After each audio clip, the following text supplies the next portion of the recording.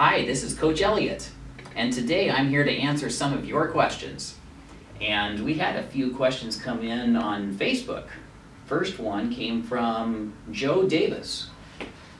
That was fascinating because I remember Joe Davis from years ago back when I played high school. And he competed on another team which our team played against. He asked this question: what rating and titles do you feel you could have reached if you pursued chess full time? Good question. What I feel I could have reached, I've had grandmasters tell me that it would take me about 2 years of further training to achieve the title of international master. Could I go on beyond that and achieve grandmaster? Perhaps.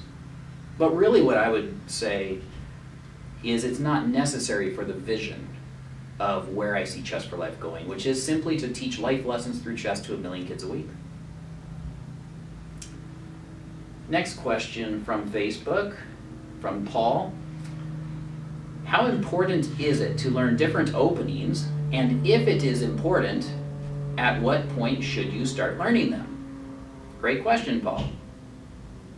So my philosophy on learning openings really boils down to this. It's more important to understand than it is to memorize openings. So in our curriculum here at Chess for Life, we teach pawn, knight, bishop, rook, queen, and then king levels. And what I like to say is from pawn, knight, bishop, rook, and even into the queen levels, we're not really teaching openings. We are teaching principles and concepts, and if you apply those principles to any chess position, including the start, you're going to play great openings. When you're at that higher level, certainly study the openings in light of what the strategic plans are, so that you truly understand your moves. But if you learn openings and by memorization, the trouble is, without understanding, you're going to memorize, and every time someone deviates from what you've memorized, you're stuck.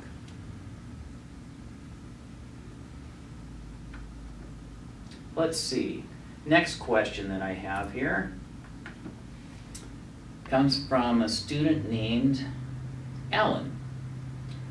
He asks, when is the Queen level DVD coming out? That alludes to the fact that we have available right now Pawn, Knight, Bishop, and Rook DVDs. And you're right, the Queen one's not yet available. I have spent many hours working on this, in putting together the content, and one of the things that I learned as I put together the first 4 DVDs was that if I take the time to practice the content in a classroom, work with it, I can improve it better to where the DVD will be even more effective than producing it too quickly. So it's taken quite a while. We have much of the content produced and being taught to this day in classes. I expect the DVD to follow, but I really don't have a timeline on exactly when. Same thing with King. I produced some of the content, still in the works. Eventually you'll see that too. Let's see, UT, a Knight level student asks, did you take chess classes when you were younger? And another great question. This might be surprising to you. I did not. I learned at home. I had a strong interest in chess, played my first tournament when I was 8 years old. But the way I became a master in chess was through reading and studying over 100 books on chess. That was the first element. The second element was that I competed in hundreds of rated tournament games, and I wrote down every single move from every one of those games. Saved the score sheets, and I still have many of them today.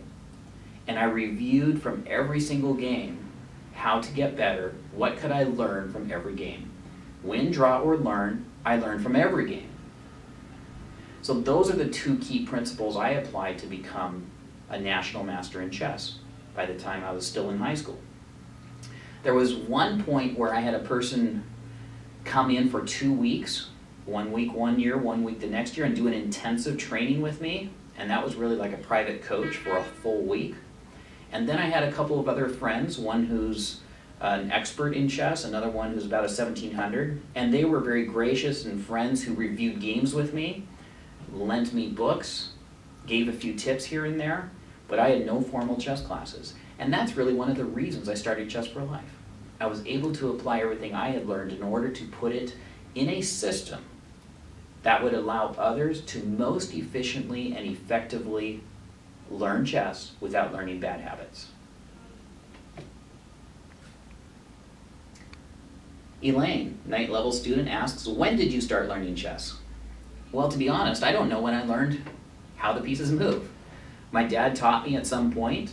I knew how to play since I can remember, although I was not a good chess player until I started playing in tournaments and when I was around 8 years old. So some of the students who are younger than 8 have been have a jump start on myself. Julian, ninth level student, asks, when is your birthday and how old are you? Well, thanks for asking. I think I'm young. And my birthday is in the middle of the year. Canada Day. See if you can figure out what day that is. What is your favorite holiday? By Peter. There are several holidays that I really do enjoy, but my absolute favorite one is actually Thanksgiving. The thing about Thanksgiving Day here in the US is that it's a day when families usually get together. We get together as a family.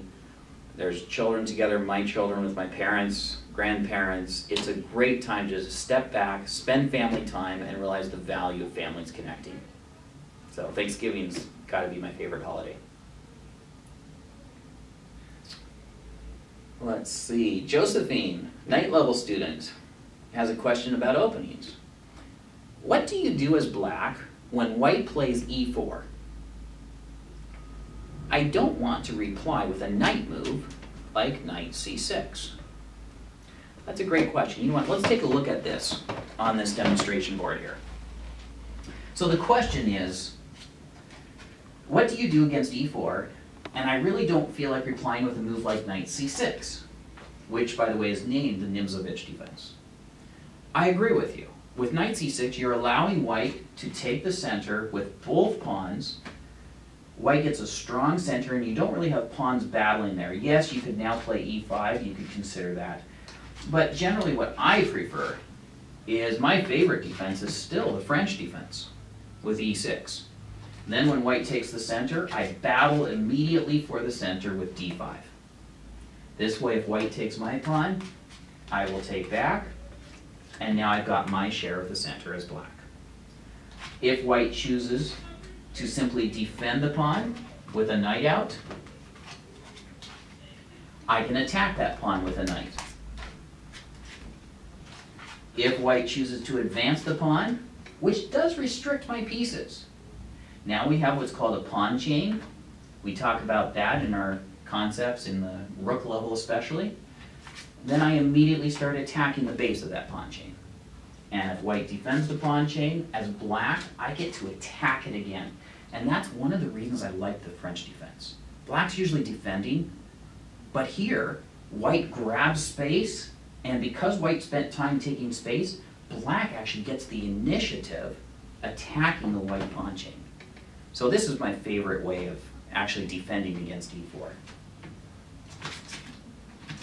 Leave that here. Let's see if there's some other questions.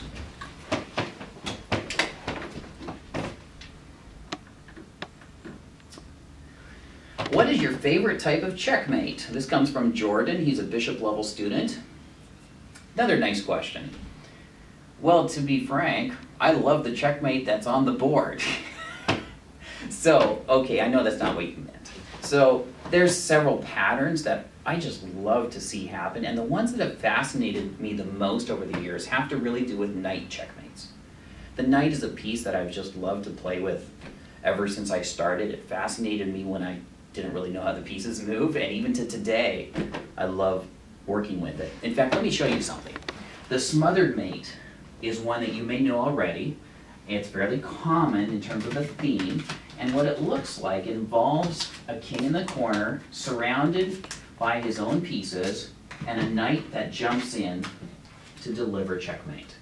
The common theme has to do with a white queen that comes in, frequently will sacrifice, protected by the knight, the rook must take, and then you have checkmate. Variations of this do happen, and there's what's also called a semi-smothered mate, which is also a lot of fun. In fact, there was a puzzle I was studying myself in the last few weeks as I'm continuing my own chess education that involved a long series of moves resulting in a semi-smothered mate. And I'll just show you the ending of that position. See if you can see this finish. So here we are. White king is on b1. There were not many other pieces on the board at this time. In fact, white had only a knight and a queen. And so this knight is on d4. I'll just show you the final couple moves in the position. There's a knight over here, black pawn here, here. These pieces are gone. There's a black queen over here. And white still has his queen, of course. I better put that back on the board. And black's king is all the way over here. In fact, I'll move it up to here where we had played check. King is up here. White played check. This knight is actually on e3, I apologize. Now, if the king retreats, trouble. We have knight check, king goes up, and the magic square checkmate.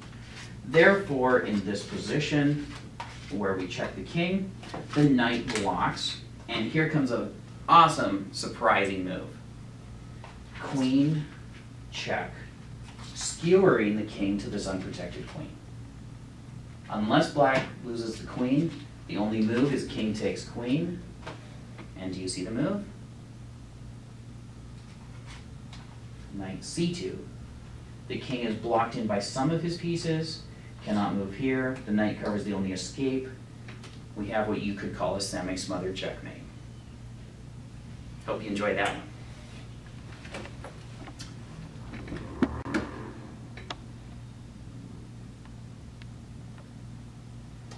Aiden, a bishop level student, asked the question, what would you do if you had just a king against the whole army? Well, first, I hope I never get in that situation. Secondly, if for some reason all my pieces were gone and my opponent had the whole army, I would not give up. Why give up? You can't learn anything from giving up. Never give up. Always play to the end. There's hope until there's a checkmate. And even then, maybe you'll learn something. So when you've got only a king against a whole army, there's actually a decent chance they may stalemate you if they've got their whole army attacking so many squares and you've got a lone king. So play on, try to go to tricky places where hopefully your king can get stalemated instead of checkmated, avoid the corner perhaps. Just do your best, never give up. Mahi, bishop level student, asks this, do you like variance or normal chess? Meaning, in case you're not familiar with it, variance being a form of chess that's other than the regular chess game. I do enjoy variance. I enjoy bughouse chess. I enjoy take me chess. I enjoy giveaway.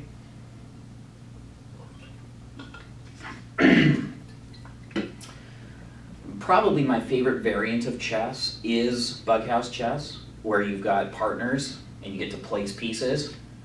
I do enjoy the giveaway or take me chess because that one involves a long calculation of every possible capture, and you have to capture if you can. There's plenty of others I've played, but yes, long and short, I like variance, but I do like normal chess best. Sai, a bishop level student, will you ever come into classes and teach? Yes, I will, and I do. However, I don't teach any regular classes right now on a weekly basis. I did teach 2 pawn classes a couple weeks ago up in our Bothell Chess for Life Center as I was filling in there and taking an opportunity to work with some of the students. I love filling in. I love teaching. It's fun to do. I enjoy working with students and seeing them progress. I've spent quite a bit of time working with nationals level students who are competing for the national championships and beyond.